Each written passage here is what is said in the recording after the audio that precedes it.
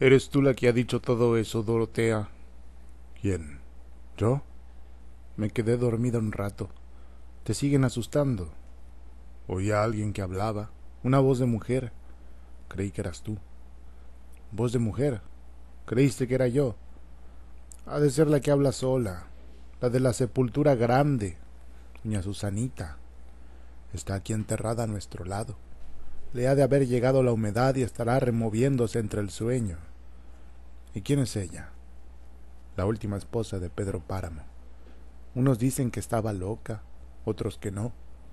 La verdad es que ya hablaba sola desde en vida. Debe haber muerto hace mucho.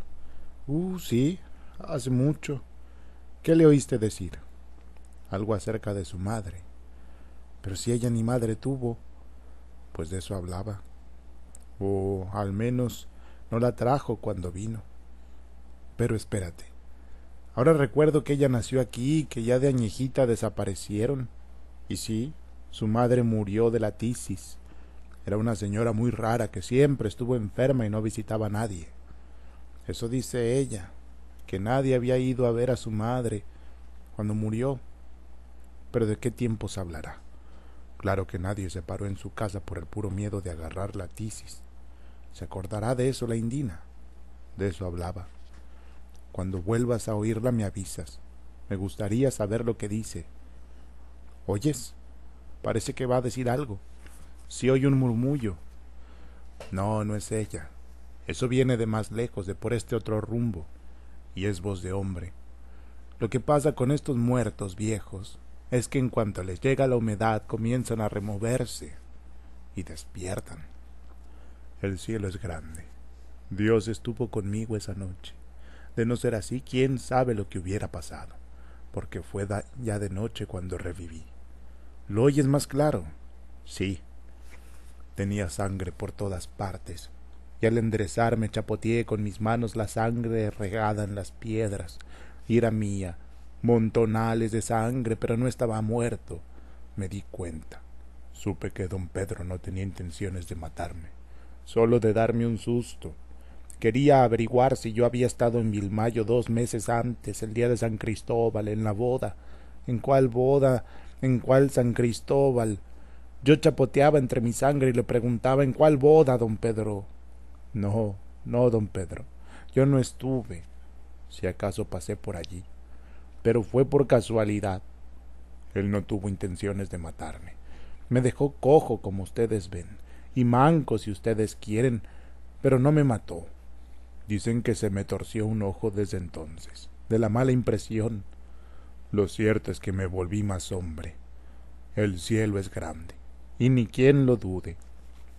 ¿Quién será? Ve tú a saber. Alguno de tantos. Pedro Páramo causó tal mortandad después que le mataron a su padre, que se dice casi acabó con los asistentes a la boda en la cual don Lucas Páramo iba a fungir de padrino. Y eso que a don Lucas nomás le tocó de rebote, porque al parecer la cosa era contra el novio, y como nunca se supo de dónde había salido la bala que le pegó a él, Pedro Páramo arrasó parejo. Eso fue allá en el cerro de Vilmayo, donde estaban unos ranchos de los que ya no queda ni el rastro. Mira, ahora sí parece ser ella. Tú que tienes los oídos, muchachos, ponle atención. Ya me contarás lo que diga. No se le entiende, parece que no habla, solo se queja. ¿Y de qué se queja? Pues quién sabe. Debe ser por algo. Nadie se queja de nada. Para bien la oreja. Se queja y nada más. Tal vez Pedro Páramo la hizo sufrir. No creas, él la quería. Estoy por decir que nunca quiso a ninguna mujer como a esa. Ya se la entregaron sufrida y quizá loca.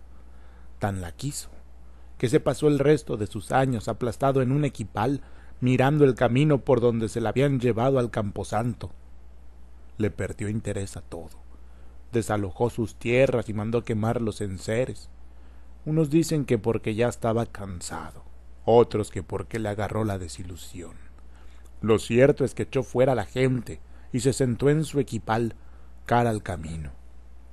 Desde entonces la tierra se quedó baldía y como en ruinas.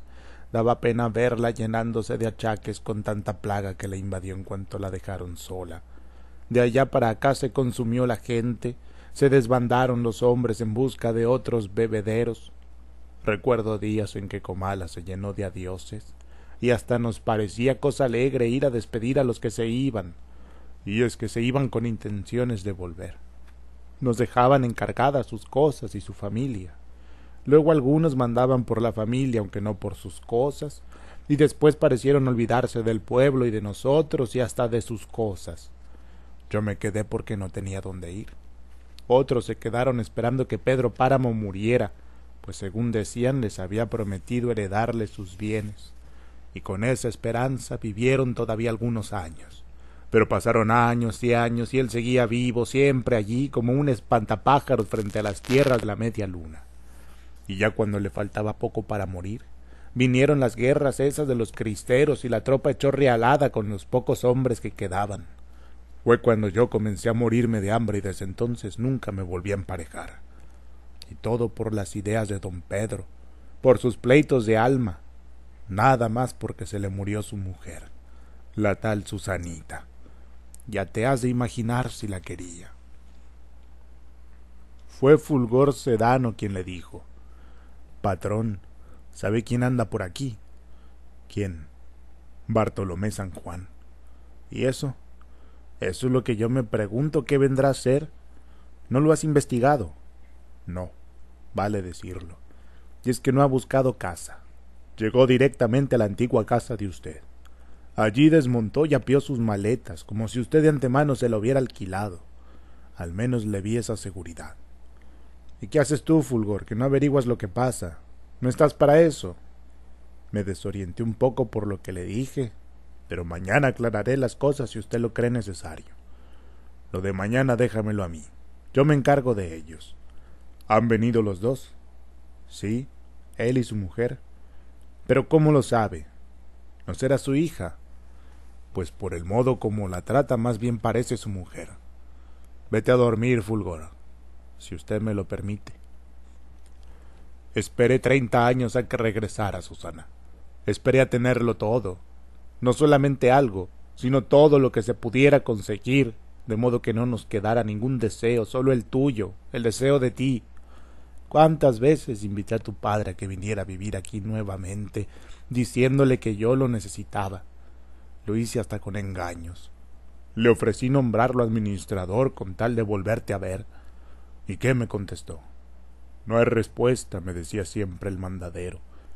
El señor don Bartolomé rompe sus cartas cuando yo se las entrego. Pero por el muchacho supe que te habías casado y pronto me enteré que te habías quedado viuda y le hacías otra vez compañía a tu padre. Luego el silencio. El mandadero iba y venía y siempre regresaba diciéndome: no los encuentro, don Pedro. Me dicen que salieron de mascota. Y unos me dicen que para acá y otros que para allá. Y yo: no repares en gastos, búscalos, ni que se los haya tragado la tierra. Hasta que un día vino y me dijo: he repasado toda la sierra indagando el rincón donde se esconde don Bartolomé San Juan, hasta que he dado con él, allá, perdido en un agujero de los montes, viviendo en una covacha hecha de troncos, en el mero lugar donde están las minas abandonadas de la Andrómeda. Ya para entonces soplaban vientos raros. Se decía que había gente levantada en armas. Nos llegaban rumores. Eso fue lo que aventó a tu padre por aquí. No por él, según me dijo en su carta, sino por tu seguridad. Quería traerte a algún lugar viviente.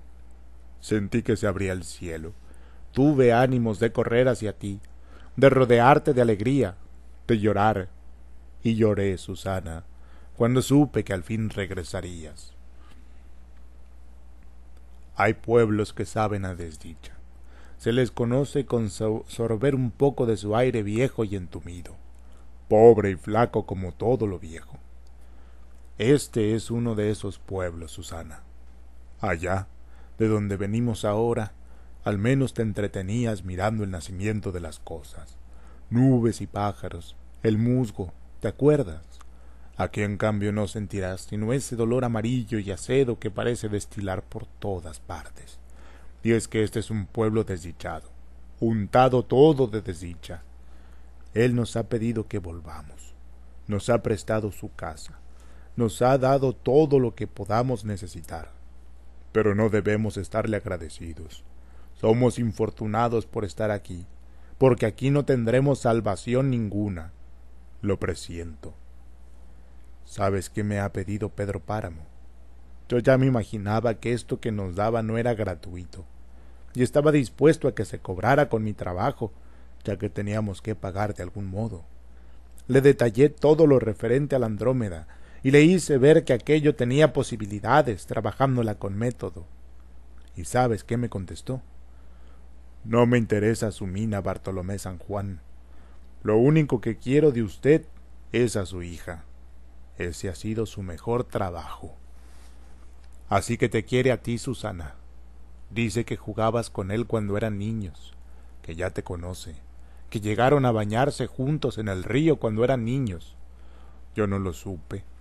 De haberlo sabido te habría matado a cintarazos. No lo dudo. ¿Fuiste tú la que dijiste no lo dudo? Yo lo dije. ¿De manera que estás dispuesta a acostarte con él? Sí, Bartolomé. ¿No sabes que es casado y que ha tenido infinidad de mujeres? Sí, Bartolomé. No me digas Bartolomé, soy tu padre. Bartolomé San Juan, un minero muerto. Susana San Juan, hija de un minero muerto en las minas de la Andrómeda. Veía claro. Tendré que ir allá a morir, pensó. Luego dijo, le he dicho que tú, aunque viuda, sigues viviendo con tu marido, o al menos así te comportas. He tratado de disuadirlo, pero se le hace torva la mirada cuando yo le hablo, y en cuanto sale a relucir tu nombre, cierra los ojos. Es, según yo sé, la pura maldad. Eso es Pedro Páramo. ¿Y yo quién soy? Tú eres mi hija, mía, hija de Bartolomé San Juan. En la mente de Susana San Juan comenzaron a caminar las ideas. Primero lentamente, luego se detuvieron, para después echar a correr de tal modo que no alcanzó sino a decir, no es cierto, no es cierto. Este mundo, que lo aprieta a uno por todos lados, que va vaciando puños de nuestro polvo aquí y allá, deshaciéndonos en pedazos como si rociara la tierra con nuestra sangre. ¿Qué hemos hecho? ¿Por qué se nos ha podrido el alma? Tu madre decía que cuando menos nos queda la caridad de Dios. Y tú la niegas, Susana. ¿Por qué me niegas a mí como tu padre? ¿Estás loca? No lo sabías. ¿Estás loca? Claro que sí, Bartolomé. ¿No lo sabías? ¿Sabías, Fulgor, que esa es la mujer más hermosa que se ha dado sobre la tierra? Llegué a creer que la había perdido para siempre, pero ahora no tengo ganas de volverla a perder. ¿Tú me entiendes, Fulgor? Dile a su padre que vaya a seguir explotando sus minas, y allá me imagino que será fácil desaparecer al viejo en aquellas regiones a donde nadie va nunca. ¿No lo crees? Puede ser. Necesitamos que sea. Ella tiene que quedarse huérfana. Estamos obligados a amparar a alguien. ¿No crees tú? No lo veo difícil. Entonces andando, Fulgor, andando. ¿Y si ella lo llega a saber? ¿Quién se lo dirá? A ver, dime, aquí entre nosotros dos, ¿quién se lo dirá? Estoy seguro que nadie. Quítale el estoy seguro que. Quítaselo desde ahorita. Ya verás cómo todo sale bien. Acuérdate del trabajo que dio dar con la Andrómeda. Mándalo para allá a seguir trabajando, que vaya y vuelva. Nada de que se le ocurra acarrear con la hija. Esa aquí se la cuidamos. Allá estará su trabajo y aquí su casa donde venga a reconocer. Díselo así, Fulgor. Me vuelve a gustar cómo acciona usted, patrón, como que se le están rejuveneciendo los ánimos. Sobre los campos del valle de Comala está cayendo la lluvia. Una lluvia menuda, extraña para estas tierras que solo saben de aguaceros. Es domingo. De Apango han bajado los indios con sus rosarios de manzanillas, su romero, sus manojos de tomillo. No han traído ocote porque el ocote está mojado, y ni tierra de encino porque también está mojada por el mucho llover. tienden sus hierbas en el suelo, bajo los arcos del portal, y esperan. La lluvia sigue cayendo sobre los charcos. Entre los surcos, donde están haciendo el maíz, corre el agua en ríos. Los hombres no han venido hoy al mercado, ocupados en romper los surcos para que el agua busque nuevos cauces y no arrastre la milpa tierna. Andan en grupos, navegando en la tierra anegada, bajo la lluvia, quebrando con sus palas los blandos terrones, ligando con sus manos la milpa y tratando de protegerla para que crezca sin trabajo. Los indios esperan, sienten que es un mal día. Quizá por eso tiemblan debajo de sus mojados cabanes de paja, no de frío, sino de temor. Y miran la lluvia desmenuzada y al cielo que no suelta sus nubes. Nadie viene. El pueblo parece estar solo. La mujer les encargó un poco de hilo de remiendo y algo de azúcar, y de ser posible y de haber, un sedazo para colar el atole. El gabán se les hace pesado de humedad conforme se acerca el mediodía. Platican, se cuentan chistes y sueltan la risa. Las manzanillas brillan salpicadas por el rocío. Piensan, si al menos hubiéramos traído tantito pulque, no importaría. Pero el cogollo de los magueyes está hecho un mar de agua. En fin, ¿qué se le va a hacer? Justina Díaz, cubierta con paraguas, venía por la calle derecha que viene de la media luna, rodeando los chorros que borbotaban sobre las banquetas. Hizo la señal de la cruz y se persignó al pasar por la puerta de la iglesia mayor. Entró en el portal. Los indios voltearon a verla. Vio la mirada de todos como si la escudriñaran. Se detuvo en el primer puesto, compró 10 centavos de hojas de romero y regresó, seguida por las miradas en hilera de aquel montón de indios. «Lo caro que está todo en este tiempo», dijo, al tomar de nuevo el camino hacia la media luna. «Este triste ramito de romero por 10 centavos no alcanzará ni siquiera para dar olor». Los indios levantaron sus puestos al oscurecer. Entraron en la lluvia con sus pesados tercios a la espalda. Pasaron por la iglesia para rezarle a la Virgen, dejándole un manojo de tomillo de limosna. Luego enderezaron hacia Apango, de donde habían venido. «Ahí será otro día», dijeron, y por el camino iban contándose chistes y soltando la risa. Justina Díaz entró en el dormitorio de Susana San Juan y puso el romero sobre la repisa. Las cortinas cerradas impedían el paso de la luz, así que en aquella oscuridad sólo veía las sombras, sólo adivinaba. Supuso que Susana San Juan estaría dormida. Ella deseaba que siempre estuviera dormida. La sintió así y se alegró, pero entonces oyó un suspiro lejano, como salido de algún rincón de aquella pieza oscura. «Justina», le dijeron. Ella volvió la cabeza. No vio a nadie, pero sintió una mano sobre su hombro y la respiración en sus oídos. La voz, en secreto: «Vete de aquí, Justina. Arregla tus enseres y vete. Ya no te necesitamos». «Ella sí me necesita», dijo, enderezando el cuerpo. «Está enferma y me necesita». «Ya no, Justina. Yo me quedaré aquí a cuidarla». «¿Es usted don Bartolomé?». Y no esperó la respuesta. Lanzó aquel grito que bajó hasta los hombres y las mujeres que regresaban de los campos y que los hizo decir: «Parece ser un aullido humano, pero no parece ser de ningún ser humano». La lluvia amortigua los ruidos. Se sigue oyendo aún después de todo, granizando sus gotas, hilvanando el hilo de la vida. «¿Qué te pasa, Justina? ¿Por qué gritas?», preguntó Susana San Juan. «Yo no he gritado, Susana. Has de haber estado soñando». «Ya te he dicho que yo no sueño nunca. No tienes consideración de mí. Estoy muy desvelada. Anoche no echaste fuera al gato y no me dejó dormir. Durmió conmigo, entre mis piernas. Estaba ensopado y por lástima lo dejé quedarse en mi cama. Pero no hizo ruido. No, ruido ni hizo. Solo se la pasó haciendo circo, brincando de pies a mi cabeza y maullando quedito como si tuviera hambre. Le di bien de comer y no se despegó de mí en toda la noche. Estás otra vez soñando mentiras, Susana. Te digo que pasó la noche asustándome con sus brincos, y aunque sea muy cariñoso tu gato, no lo quiero cuando estoy dormida. Ves visiones, Susana. Eso es lo que pasa.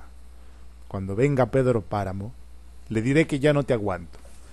Le diré que me voy. No faltará gente buena que me dé trabajo.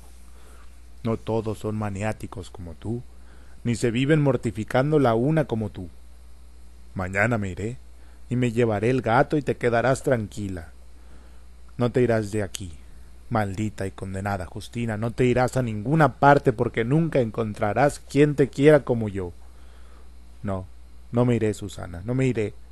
Bien sabes que estoy aquí para cuidarte. No importa que me hagas renegar. Te cuidaré siempre. La había cuidado desde que nació. La había tenido en sus brazos. La había enseñado a andar, a dar aquellos pasos que a ella le parecían eternos. Había visto crecer su boca y sus ojos como de dulce. El dulce de menta es azul, amarillo y azul, verde y azul, revuelto con menta y hierbabuena. Le mordía las piernas, la entretenía dándole de mamar sus senos, que no tenían nada, que eran como de juguete. Juega, le decía, juega con este juguetito tuyo. La hubiera apachurrado y hecho pedazos. Allá afuera se oía el caer de la lluvia sobre las hojas de los plátanos. Se sentía como si el agua hirviera sobre el agua estancada en la tierra. Las sábanas estaban frías de humedad. Los caños borbotaban, hacían espuma, cansados de trabajar durante el día, durante la noche, durante el día. El agua seguía corriendo, diluviando en incesantes burbujas. Era la medianoche, y allá afuera el ruido del agua apagaba todos los sonidos. Susana San Juan se levantó despacio, enderezó el cuerpo lentamente y se alejó de la cama. Allí estaba otra vez el peso en sus pies, caminando por la orilla de su cuerpo, tratando de encontrarle la cara. —¿Eres tú, Bartolomé? —preguntó. Le pareció oír rechinar la puerta, como cuando alguien entraba o salía, y después solo la lluvia, intermitente, fría, rodando sobre las hojas de los plátanos, hirviendo en su propio hervor. Se durmió, y no despertó hasta que la luz alumbró los ladrillos rojos, asperjados de rocío entre la gris mañana de un nuevo día. Gritó: —¡Justina! Y ella apareció enseguida, como si ya hubiera estado allí, envolviendo su cuerpo en una frazada. —¿Qué quieres, Susana? —El gato. Otra vez ha venido. —Pobrecita de ti, Susana. Se recostó sobre su pecho abrazándola, hasta que ella logró levantar aquella cabeza y le preguntó: —¿Por qué lloras? Le diré a Pedro Páramo que eres buena conmigo. No le contaré nada de los sustos que me da tu gato. No te pongas así, Justina. Tu padre ha muerto, Susana. Antenoche murió, y hoy han venido a decir que nada se puede hacer, que ya lo enterraron, que no lo han podido traer aquí porque el camino era muy largo. Te has quedado sola, Susana. Entonces era él. Y sonrió. Viniste a despedirte de mí, dijo, y sonrió. Muchos años antes, cuando ella era una niña, él le había dicho: «Baja, Susana, y dime lo que ves». Estaba colgada de aquella soga que le lastimaba la cintura, que le sangraba sus manos, pero que no quería soltar. Era como el único hilo que la sostenía al mundo de afuera. «No veo nada, papá». «Busca bien, Susana, haz por encontrar algo». Y la alumbró con su lámpara. «No veo nada, papá». «Te bajaré más. Avísame cuando estés en el suelo». Había entrado por un pequeño agujero abierto entre las tablas. Había caminado sobre tablones podridos, viejos, astillados y llenos de tierra pegajosa. «Baja más abajo, Susana, y encontrarás lo que te digo». Y ella bajó y bajó en columpio, meciéndose en la profundidad, con sus pies bamboleando en el no encuentro dónde poner los pies. «Más abajo, Susana, más abajo. Dime si ves algo». y cuando encontró el apoyo allí permaneció callada porque se enmudeció de miedo. La lámpara circulaba y la luz pasaba de largo junto a ella, y el grito de allá arriba la estremecía. «Dame lo que está allí, Susana». Y ella agarró la calavera entre sus manos y cuando la luz le dio de lleno la soltó. «Es una calavera de muerto», dijo. «Debes encontrar algo más junto a ella, dame todo lo que encuentres». El cadáver se deshizo en canillas, la quijada se desprendió como si fuera de azúcar. Le fue dando pedazo a pedazo hasta que llegó a los dedos de los pies y le entregó coyuntura tras coyuntura. Y la calavera primero, aquella bola redonda que se deshizo entre sus manos. «Busca algo más, Susana, dinero, ruedas redondas de oro, búscala, Susana». Entonces ella no supo de ella, sino muchos días después entre el hielo, entre las miradas llenas de hielo de su padre. Por eso reía ahora. Supe que eras tú, Bartolomé. Y la pobre de Justina, que lloraba sobre su corazón, tuvo que levantarse al ver que ella reía y que su risa se convertía en carcajada. Afuera seguía lloviendo. Los indios se habían ido. Era lunes y el valle de Comala seguía anegándose en la lluvia. Los vientos siguieron soplando todos esos días, esos vientos que habían traído las lluvias. La lluvia se había ido, pero el viento se quedó. Allá en los campos la milpa oreó sus hojas y se acostó sobre los surcos para defenderse del viento. De día era pasadero, retorcía las yedras y hacía crujir las tejas en los tejados, pero de noche gemía largamente. Pabellones de nubes pasaban en silencio por el cielo como si caminaran rozando la tierra. Susana San Juan oye el golpe del viento contra la ventana cerrada.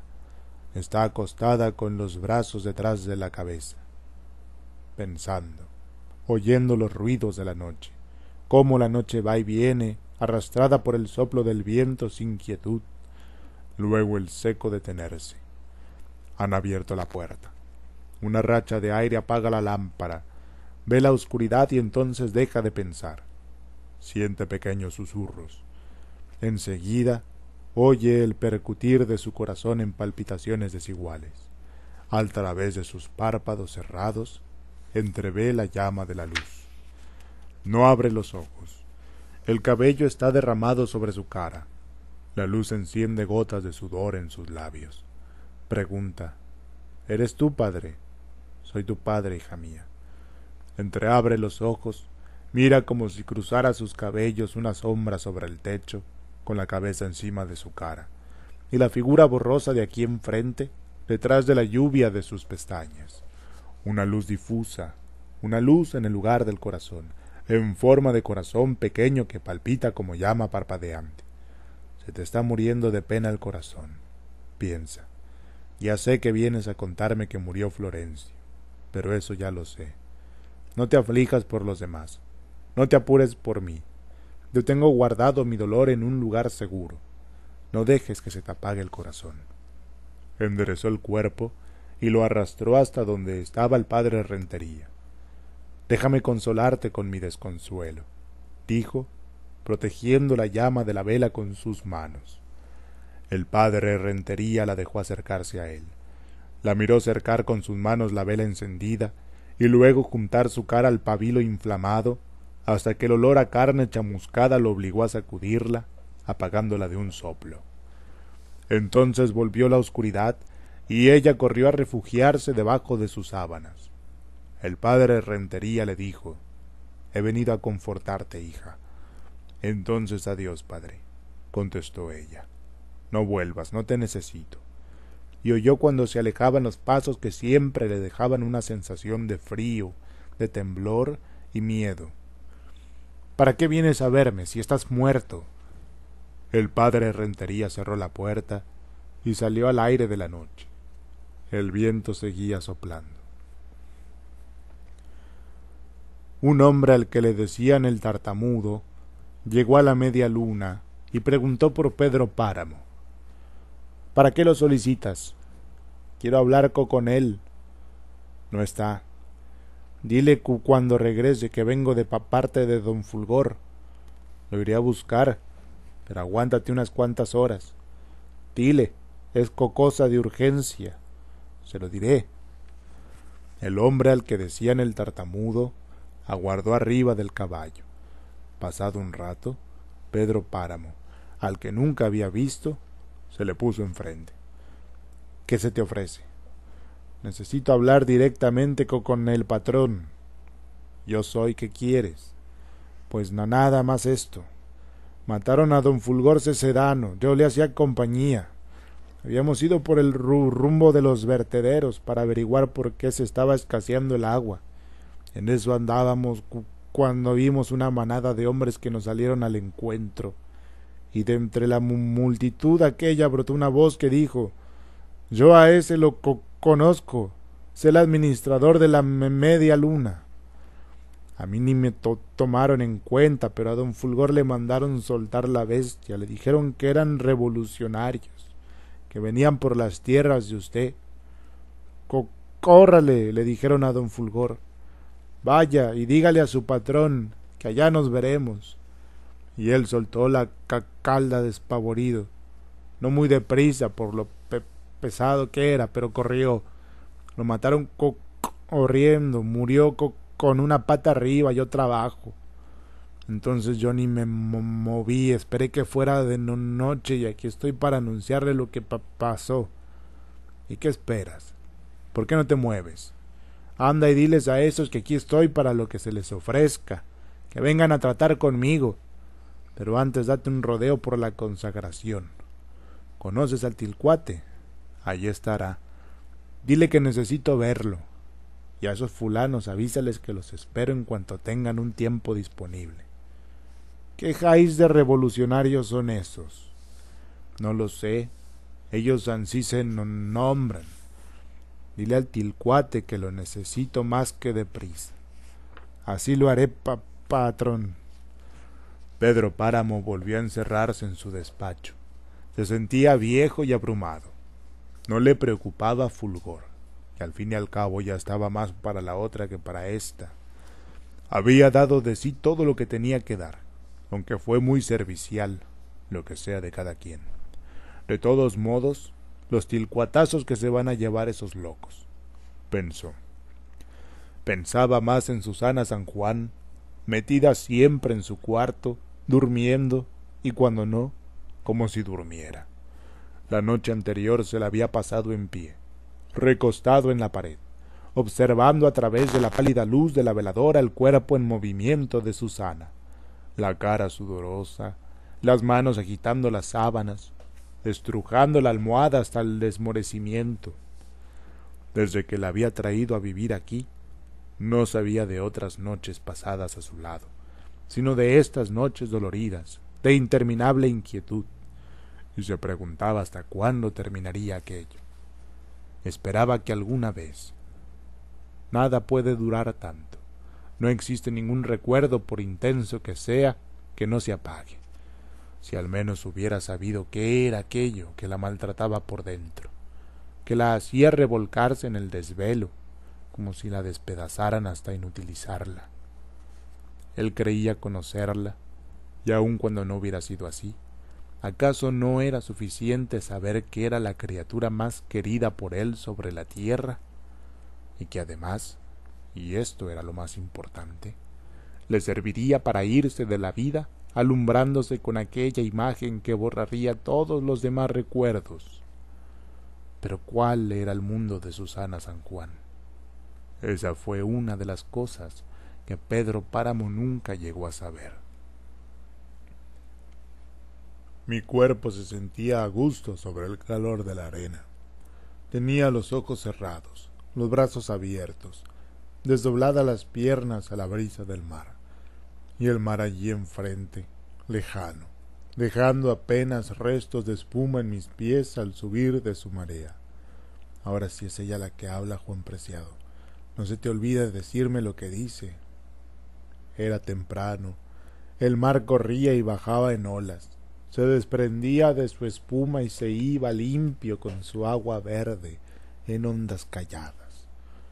En el mar solo me sé bañar desnuda, le dije.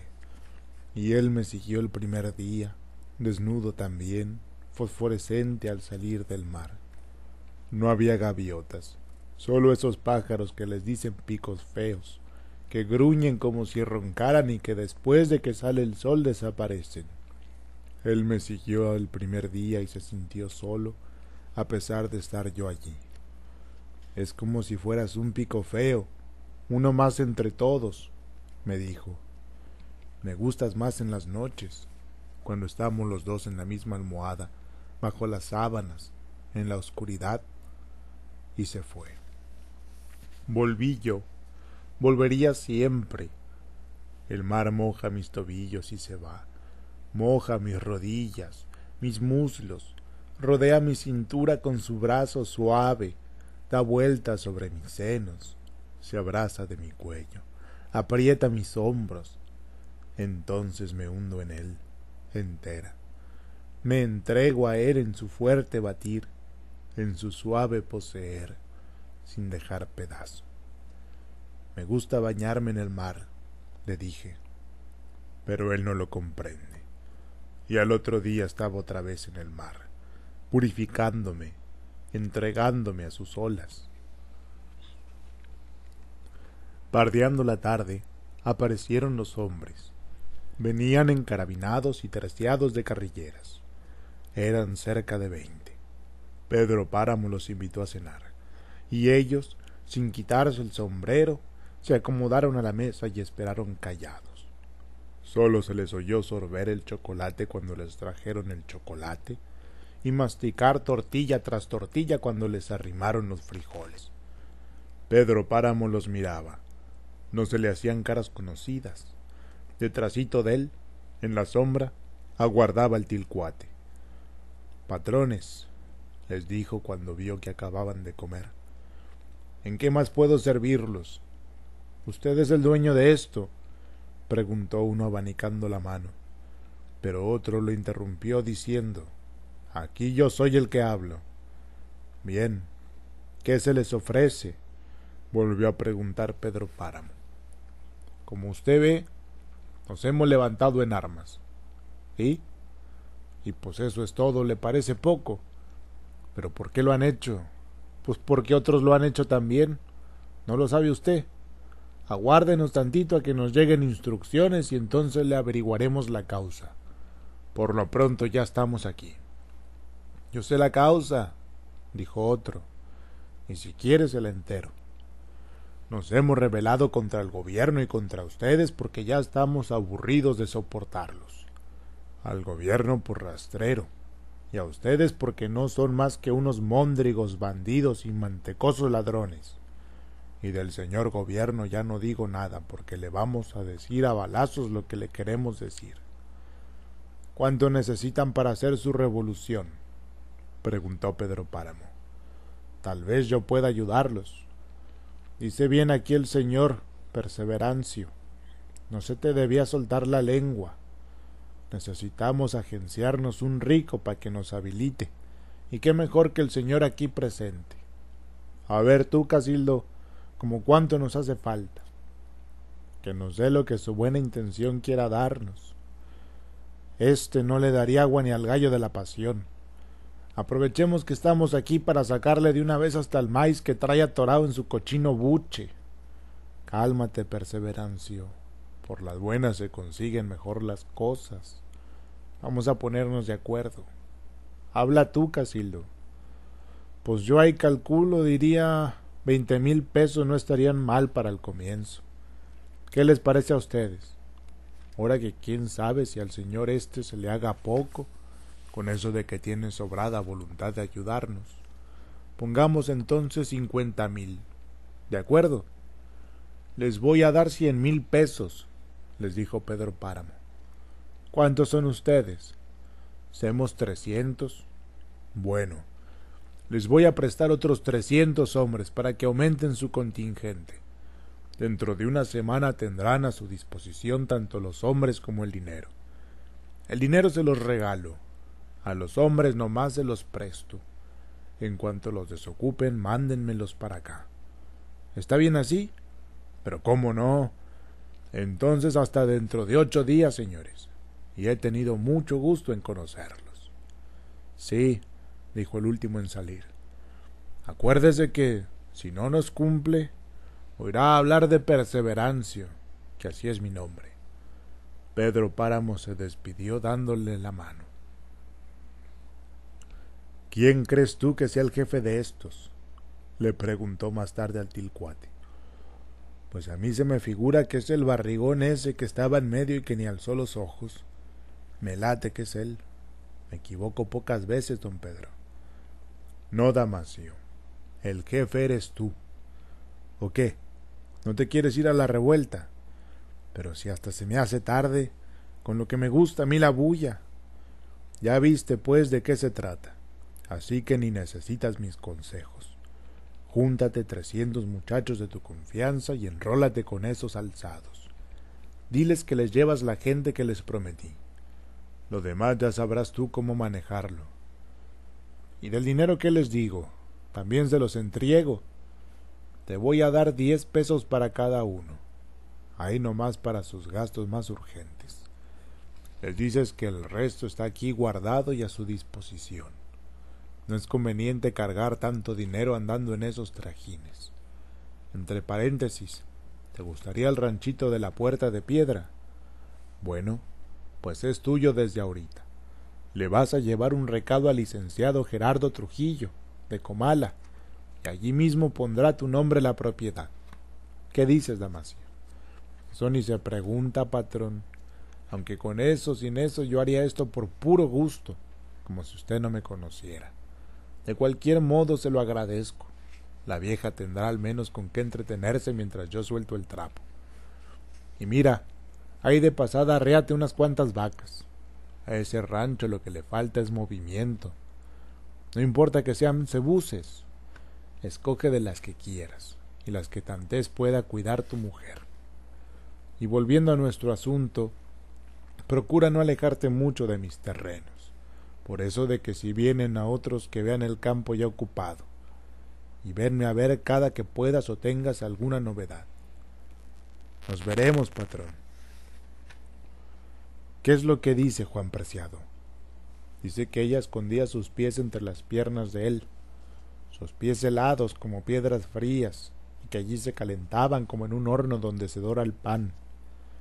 Dice que él le mordía los pies, diciéndole que eran como pan dorado en el horno, que dormía acurrucada, metiéndose dentro de él, perdida en la nada al sentir que se quebraba su carne, que se abría como un surco abierto por un clavo ardoroso, luego tibio, luego dulce, dando golpes duros contra su carne blanda, sumiéndose más hasta el gemido, pero que le había dolido más su muerte.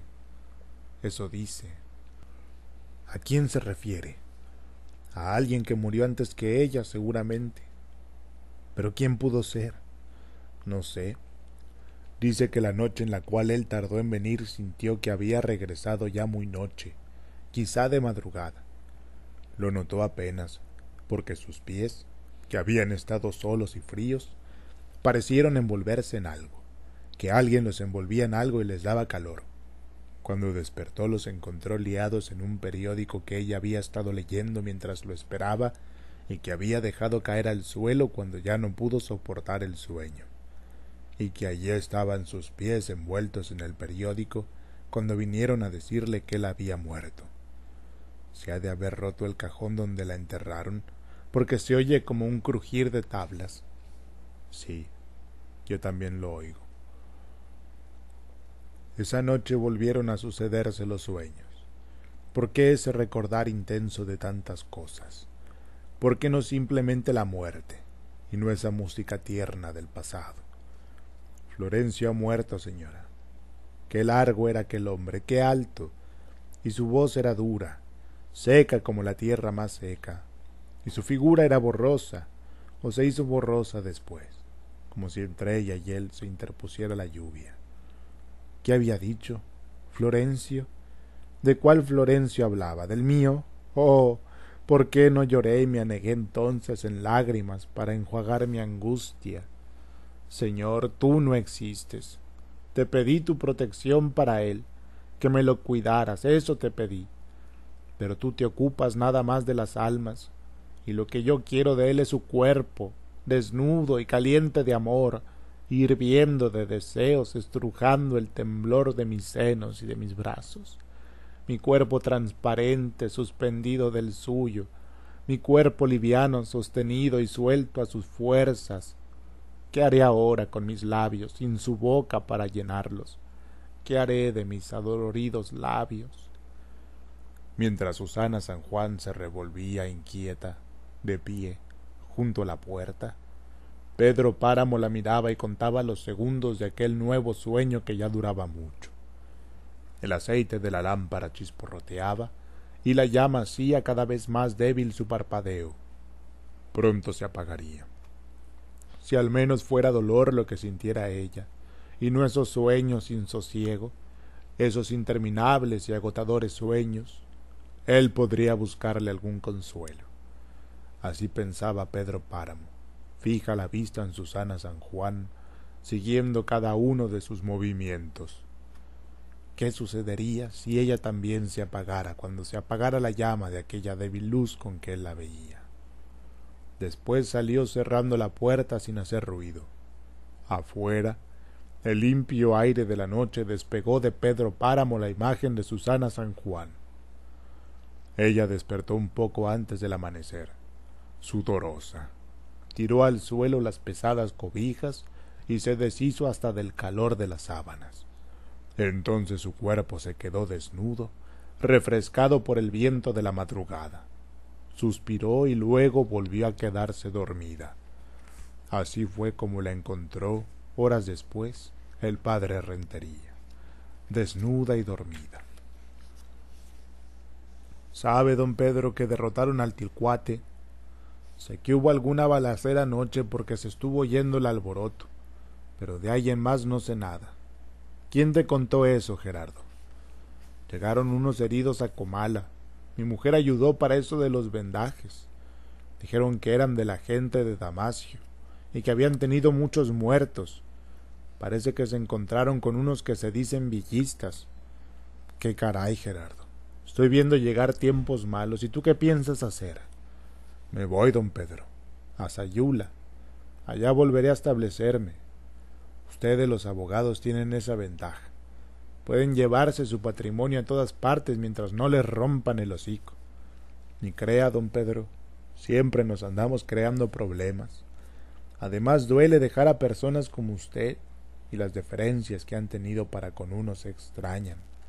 Vivimos rompiendo nuestro mundo a cada rato, si es válido decirlo. ¿Dónde quiere que le deje los papeles? No los dejes, llévatelos. ¿O qué no puedes seguir encargado de mis asuntos allá donde vas? Agradezco su confianza, don Pedro. La agradezco sinceramente, aunque hago la salvedad de que me será imposible. Ciertas irregularidades, digamos, testimonios que nadie sino usted debe conocer, pueden prestarse a malos manejos en caso de llegar a caer en otras manos. Lo más seguro es que estén con usted. Dices bien, Gerardo. Déjalos aquí, los quemaré.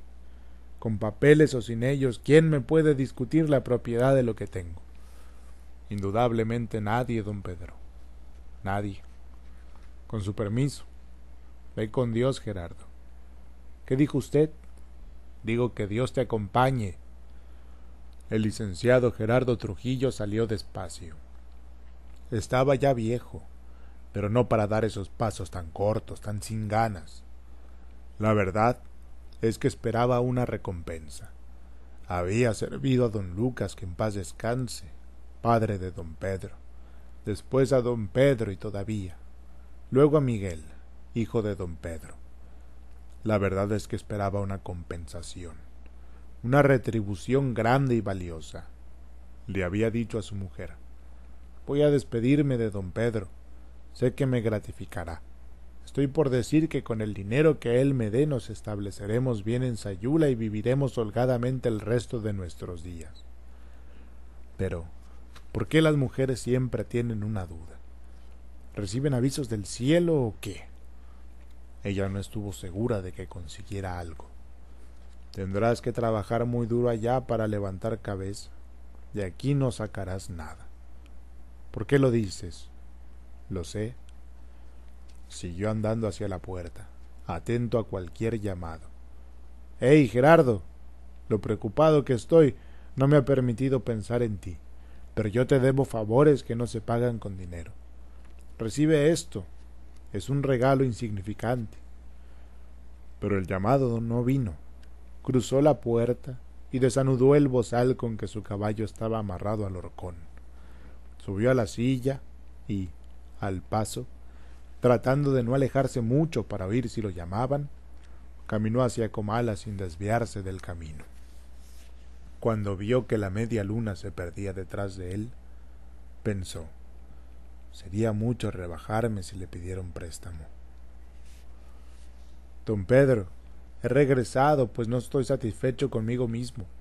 Gustoso seguiré llevando sus asuntos, lo dijo, sentado nuevamente en el despacho de Pedro Páramo, donde había estado no hacía ni media hora. Está bien, Gerardo, allí están los papeles donde tú los pusiste.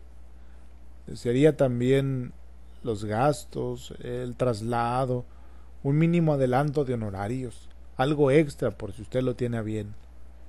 500. ¿No podría ser un poco, digamos, un poquito más?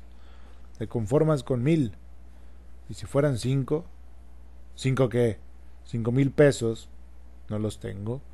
Tú bien sabes que todo está invertido, tierras, animales. Tú lo sabes. Llévate 1000.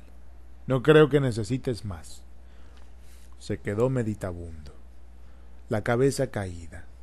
Oía el tintineo de los pesos sobre el escritorio donde Pedro Páramo contaba el dinero. Se acordaba de don Lucas, que siempre le quedó a deber sus honorarios, de don Pedro, que hizo cuenta nueva, de Miguel, su hijo, cuántos bochornos le había dado ese muchacho. Lo libró de la cárcel cuando menos unas 15 veces, cuando no hayan sido más. Y el asesinato que cometió con aquel hombre, ¿cómo se apellidaba? Rentería, eso es. El muerto llamado Rentería, al que le pusieron una pistola en la mano. Lo asustado que estaba el Miguelito, aunque después le diera risa. Eso no más. ¿Cuánto le hubiera costado a don Pedro si las cosas hubieran ido hasta allá, hasta lo legal? ¿Y lo de las violaciones qué? ¿Cuántas veces él tuvo que sacar de su misma bolsa el dinero para que ellas le echaran tierra al asunto? Date de buenas que vas a tener un hijo güerito, les decía. Aquí tienes, Gerardo. Cuídalos muy bien porque no retoñan. Y él, que todavía estaba en sus cavilaciones, respondió: sí, tampoco los muertos retoñan. Y agregó: desgraciadamente. Faltaba mucho para el amanecer. El cielo estaba lleno de estrellas, gordas, hinchadas de tanta noche. La luna había salido un rato y luego se había ido. Era una de esas lunas tristes que nadie mira, a las que nadie hace caso. Estuvo un rato allí desfigurada, sin dar ninguna luz, y después fue a esconderse detrás de los cerros. Lejos, perdido en la oscuridad, se oía el bramido de los toros. Esos animales nunca duermen, dijo Damián a Cisneros. Nunca duermen. Son como el diablo, que siempre anda buscando almas para llevárselas al infierno. Se dio vuelta en la cama, acercando la cara a la pared. Entonces oyó golpes. Detuvo la respiración y abrió los ojos.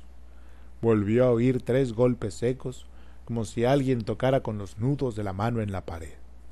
No aquí, junto a ella, sino más lejos, pero en la misma pared. Válgame, si no serán los 3 toques de San Pascual Bailón, que viene a avisarle a algún devoto suyo que ha llegado la hora de la muerte. Y como ella había perdido el novenario desde hacía tiempo, a causa de sus reumas, no se preocupó, pero le entró miedo, y más que miedo, curiosidad. Se levantó del catre sin hacer ruido y se asomó a la ventana. Los campos estaban negros. Sin embargo, lo conocía tan bien que vio cuando el cuerpo enorme de Pedro Páramo se columpiaba sobre la ventana de la chacha Margarita. «Ah, qué don Pedro», dijo Damiana. «¿No se le quita lo gatero?» Lo que no entiendo es por qué le gusta hacer las cosas tan escondidas. Con habérmelo avisado yo le hubiera dicho a la Margarita que el patrón la necesitaba para esta noche y él no hubiera tenido ni la molestia de levantarse de su cama. Cerró la ventana al oír el bramido de los toros. Se echó sobre el catre cobijándose hasta las orejas y luego se puso a pensar en lo que le estaría pasando a la chacha Margarita. Más tarde tuvo que quitarse el camisón porque la noche comenzó a ponerse calurosa. «¡Damiana!», oyó. Entonces ella era muchacha. «¡Ábreme la puerta, Damiana!». Le temblaba el corazón como si fuera un sapo brincándole entre las costillas. «¿Pero para qué, patrón? Ábreme, Damiana». «Pero si ya estoy dormida, patrón». Después sintió que don Pedro se iba por los largos corredores, dando aquellos zapatazos que sabía dar cuando estaba corajudo.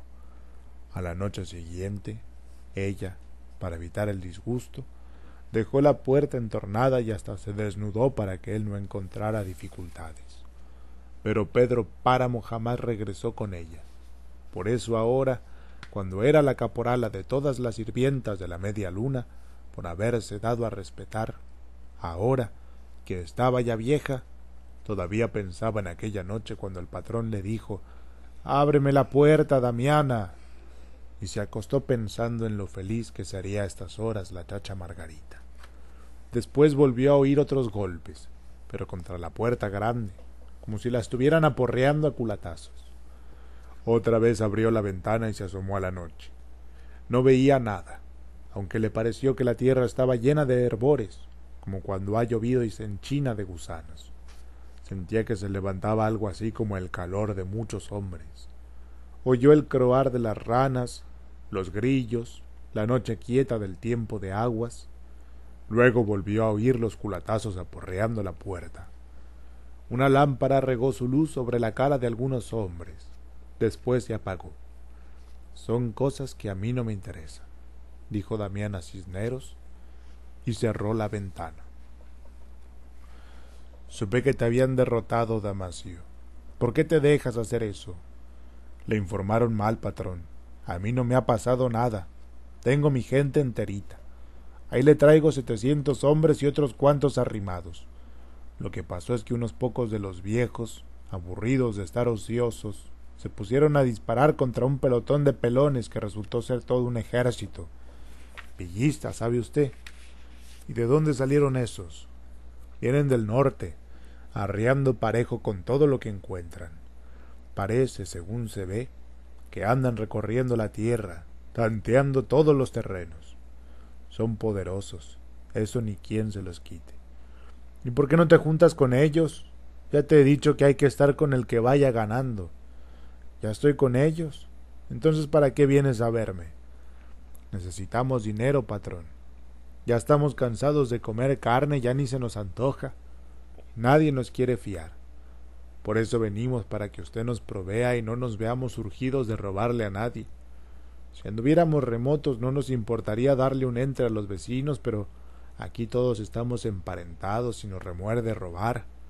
Total, es dinero lo que necesitamos para mercar, aunque sea una gorda con chile. Estamos hartos de comer carne.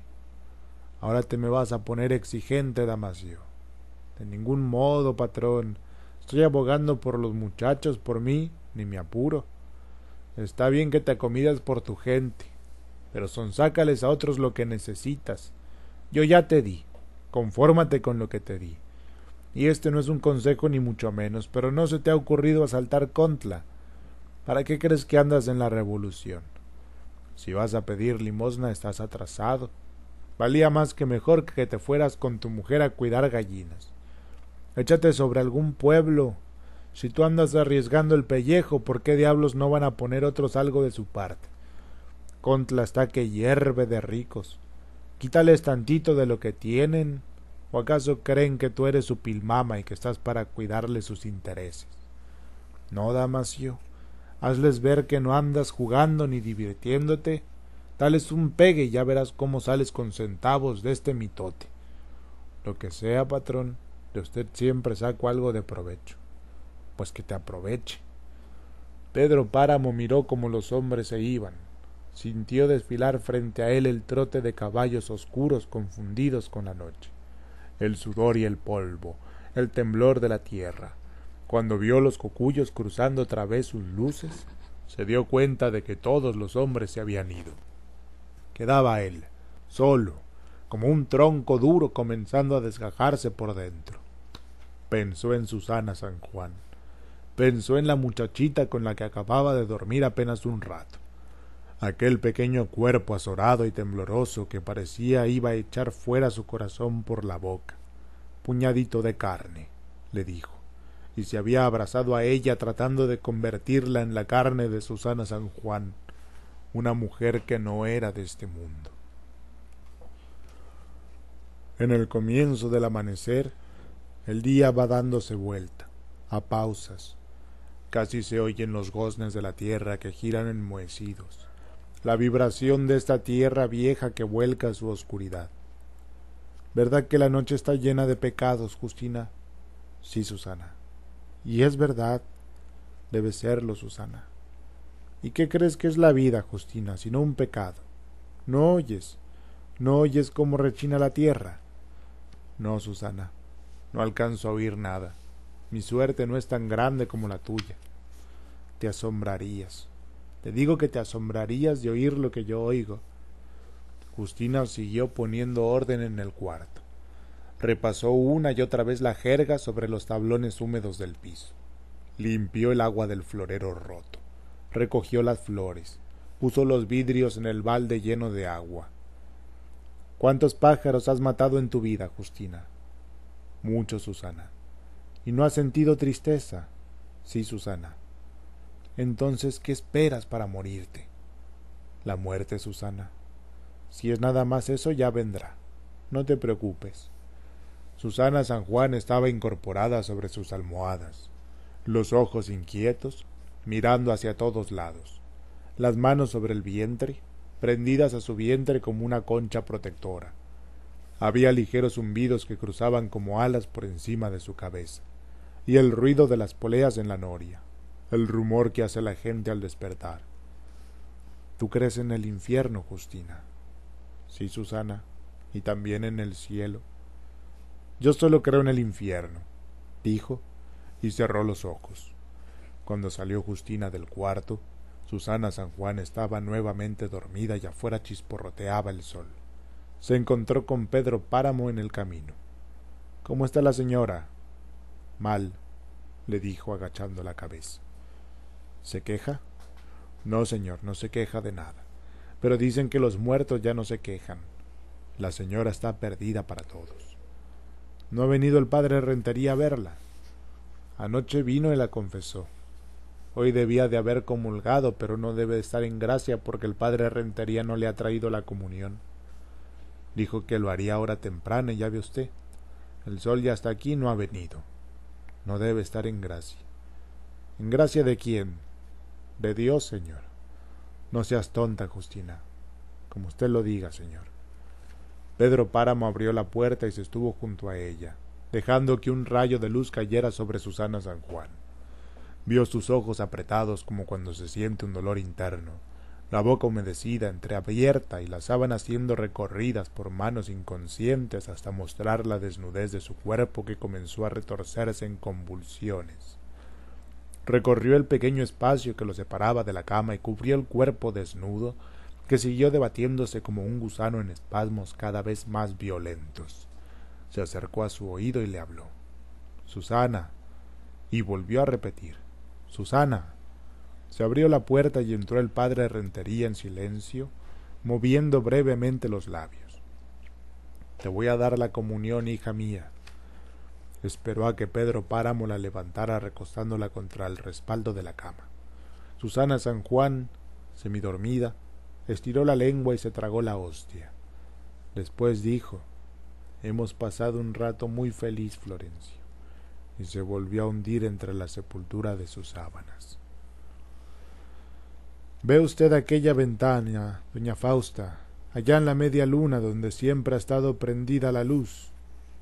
«No, Ángeles, no veo ninguna ventana». «Es que ahorita se ha quedado oscuras. ¿No estará pasando algo malo en la media luna?» Hace más de 3 años que está luzada esa ventana noche tras noche. Dicen los que han estado allí que es el cuarto donde habita la mujer de Pedro Páramo, una pobrecita loca que le tiene miedo a la oscuridad. Y mire, ahora mismo se ha apagado la luz. No será un mal suceso. Tal vez haya muerto. Estaba muy enferma. Dicen que ya no conocía a la gente. Y dice que hablaba sola. Buen castigo ha de haber soportado Pedro Páramo casándose con esa mujer. Pobre del señor don Pedro. No, Fausta, él se lo merece. Eso y más.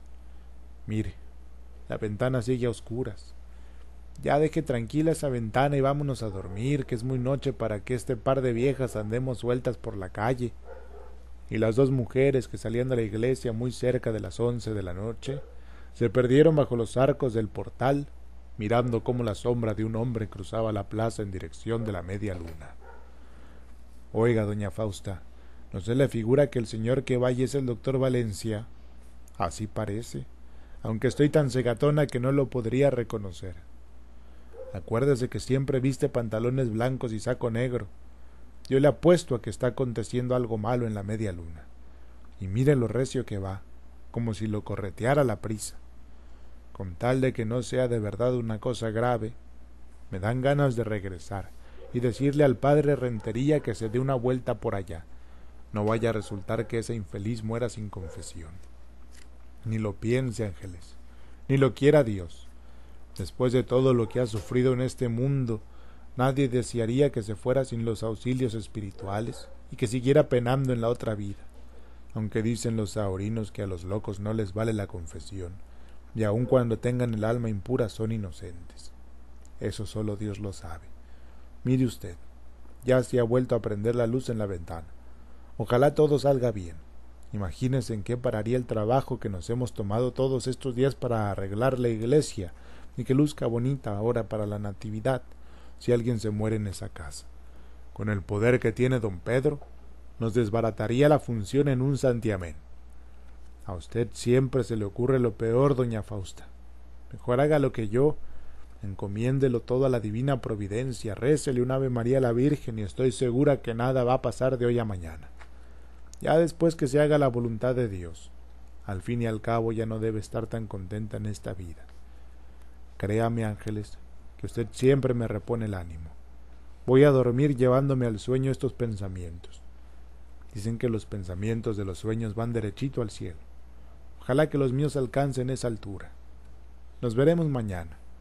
Hasta mañana, Fausta. Las 2 viejas, puerta de por medio, se metieron en sus casas. El silencio volvió a cerrar la noche sobre el pueblo. Tengo la boca llena de tierra. Sí, padre. No digas sí, padre. Repite conmigo lo que yo vaya diciendo.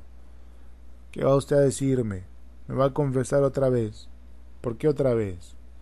Esta no será una confesión, Susana. Solo vine a platicar contigo, a prepararte para la muerte. ¿Ya me voy a morir? Sí, hija. ¿Por qué entonces no me deja en paz? Tengo ganas de descansar. Le han de haber encargado que viniera a quitarme el sueño, que se estuviera aquí conmigo hasta que se me fuera el sueño. ¿Qué haré después para encontrarlo? Nada, padre. ¿Por qué mejor no se va y me deja tranquila? Te dejaré en paz, Susana. Conforme vayas repitiendo las palabras que yo diga, te irás quedando dormida. Sentirás como si tú misma te arrullaras. Y ya que te duermas nadie te despertará. Nunca volverás a despertar. Está bien, padre. Haré lo que usted diga. El padre Rentería, sentado en la orilla de la cama, puestas las manos sobre los hombros de Susana San Juan, con su boca casi pegada a la oreja de ella para no hablar fuerte, encajaba secretamente cada una de sus palabras. Tengo la boca llena de tierra. Luego se detuvo. Trató de ver si los labios de ella se movían y los vio balbucir aunque sin dejar salir ningún sonido. Tengo la boca llena de ti, de tu boca, tus labios apretados, duros como si mordieran oprimiendo mis labios. Se detuvo también. Miró de reojo al padre Rentería y lo vio lejos, como si estuviera detrás de un vidrio empañado. Luego volvió a oír la voz calentando su oído. Trago saliva espumosa, mastigo terrones plagados de gusanos que se me anudan en la garganta y raspan la pared del paladar. Mi boca se hunde, retorciéndose en muecas, perforada por los dientes que la taladran y devoran. La nariz se reblandece, la gelatina de los ojos se derrite, los cabellos arden en una sola llamarada. Le extrañaba la quietud de Susana San Juan. Hubiera querido adivinar sus pensamientos y ver la batalla de aquel corazón por rechazar las imágenes que él estaba sembrando dentro de ella.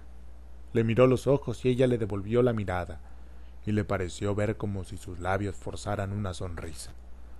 Aún falta más, la visión de Dios, la luz suave de su cielo infinito, el gozo de los querubines y el canto de los serafines, la alegría de los ojos de Dios, última y fugaz visión de los condenados a la pena eterna, y no sólo eso, sino todo conjugado con un dolor terrenal, el tuétano de nuestros huesos convertido en lumbre y las venas de nuestra sangre en hilos de fuego, haciéndonos dar reparos de increíble dolor, no menguado nunca, atizado siempre por la ira del Señor.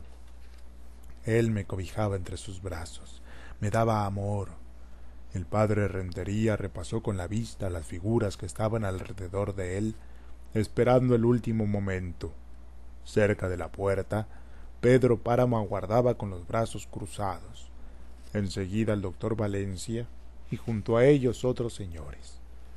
Más allá, en las sombras, un puño de mujeres a las que se les hacía tarde para comenzar a rezar la oración de difuntos. Tuvo intenciones de levantarse, dar los santos óleos a la enferma y decir: he terminado. Pero no había terminado todavía. No podía entregar los sacramentos a una mujer sin conocer la medida de su arrepentimiento. Le entraron dudas. Quizá ella no tenía nada de qué arrepentirse. Tal vez él no tenía nada de qué perdonarla.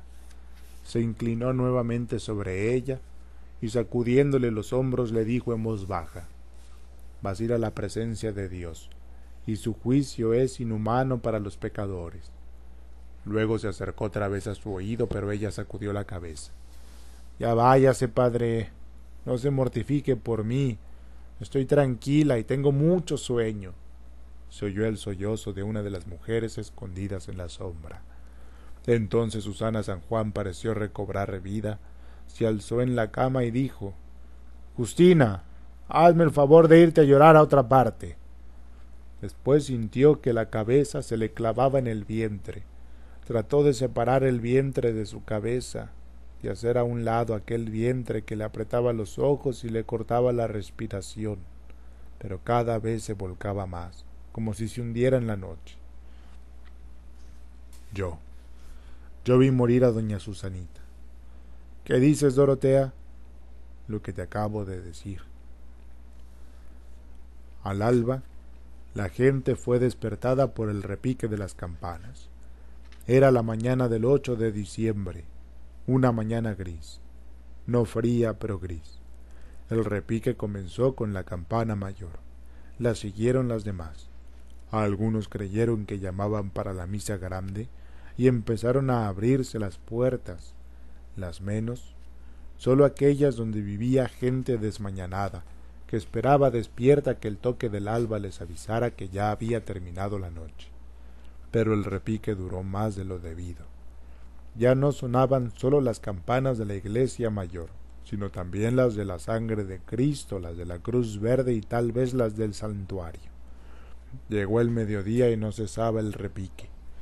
Llegó la noche, y del día y de noche las campanas siguieron tocando, todas por igual, cada vez con más fuerza, hasta que aquello se convirtió en un lamento rumoroso de sonidos.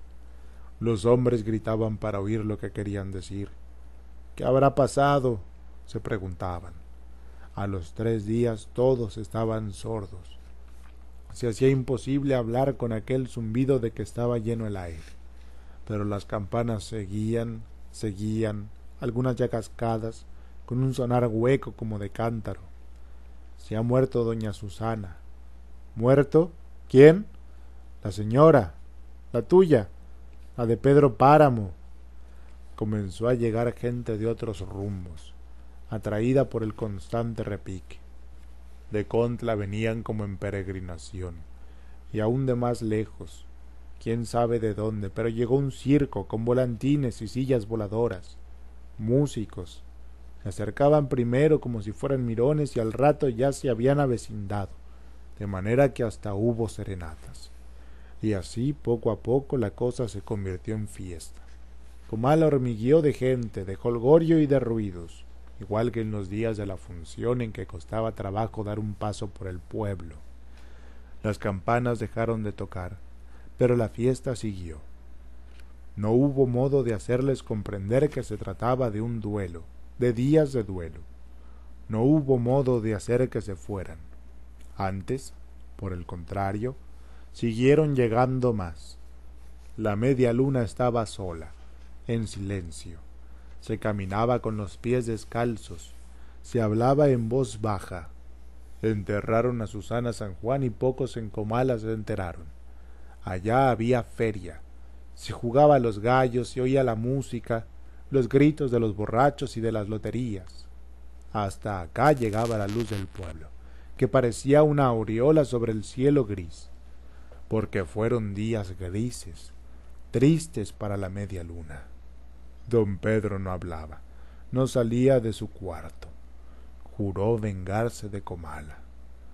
Me cruzaré de brazos y Comala se morirá de hambre. Y así lo hizo. El Tilcuate siguió viniendo. Ahora somos carrancistas. Está bien.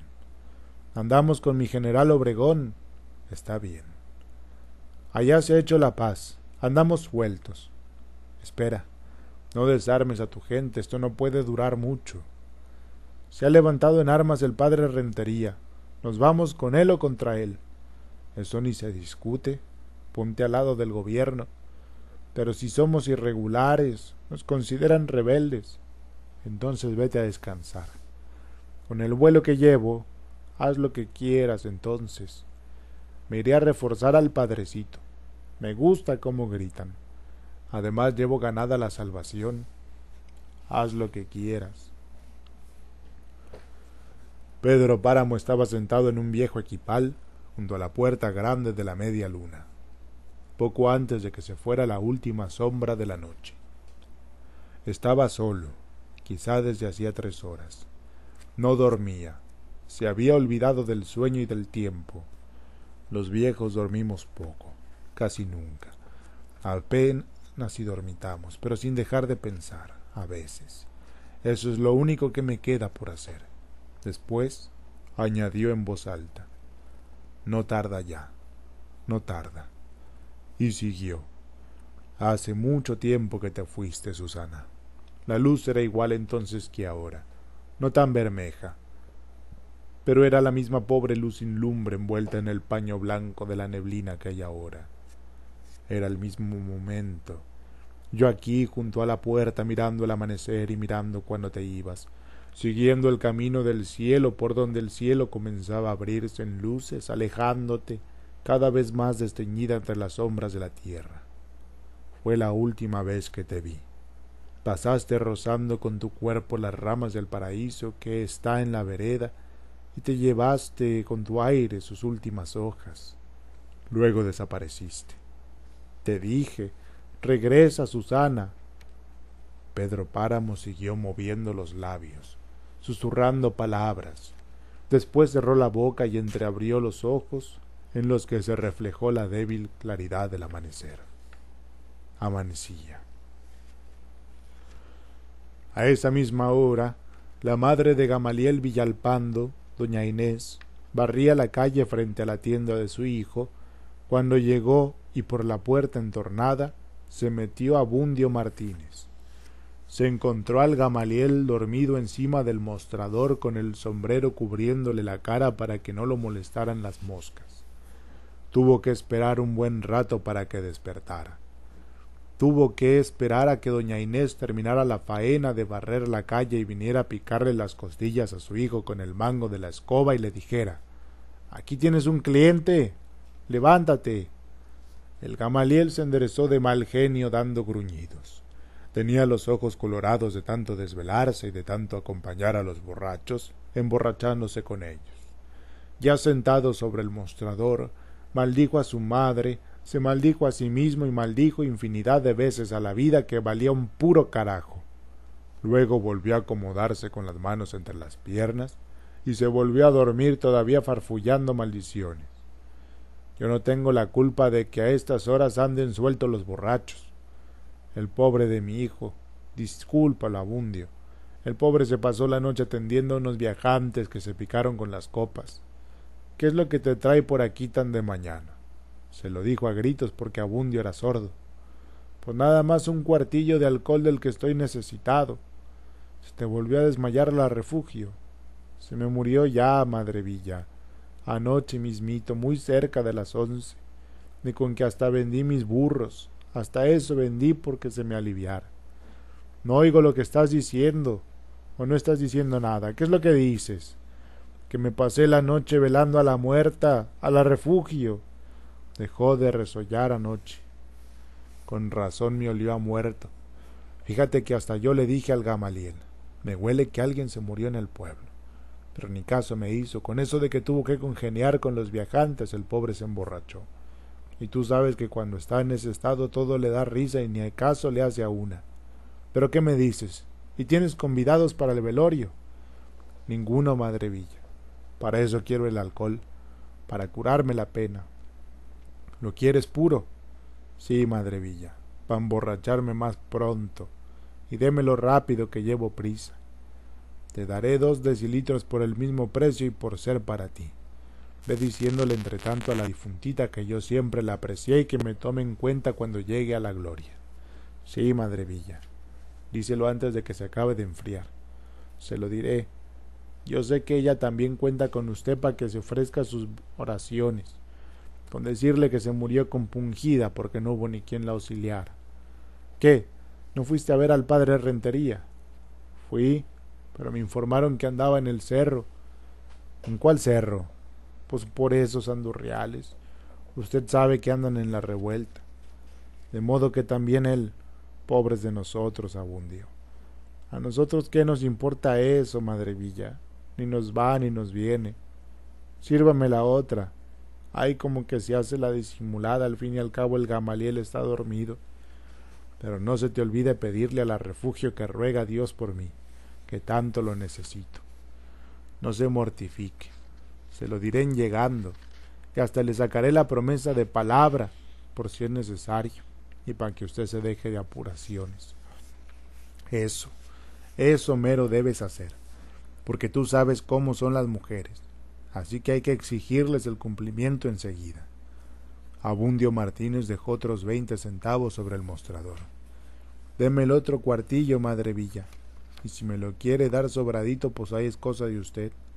Lo único que le prometo es que sí me lo iré a beber junto a la difuntita, junto a mi cuca.